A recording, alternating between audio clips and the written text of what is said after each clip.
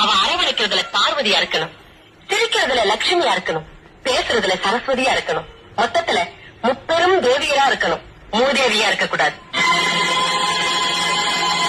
குழந்தை பிறந்த உடனே பர்த் சர்டிபிகேட் வாங்கணும், ஸ்கூல்ல சேரணும்னா நேட்டிவிட்டி சர்டிபிகேட் வாங்கணும், காலேஜ்ல சேரணும்னா மார்க் சர்டிபிகேட் வாங்கணும், வேலையில சேரணும்னா கான்டாக்ட் சர்டிபிகேட் வாங்கணும், செத்தா கூட டெத் சர்டிபிகேட் வாங்குறாங்க. அதே மாதிரி ஆம்பளையா இருந்தாலும் சரி, பொம்பளையா இருந்தாலும் சரி.